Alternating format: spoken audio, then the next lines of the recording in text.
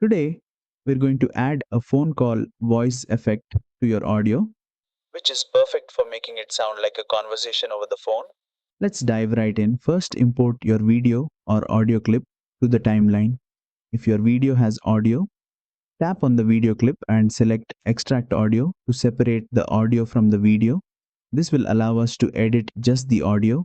Once the audio is separated, tap on the audio layer and scroll through the toolbar to find voice effects. In the voice effects menu, select the phone call option. This will give your audio a typical phone call sound, like you're speaking through a phone speaker. You can adjust the effect intensity or any other available settings if you need to fine-tune the sound. Once you're happy with how it sounds, tap the check mark to apply the effect. And that's it. You've successfully added the phone call voice effect to your audio in InShot.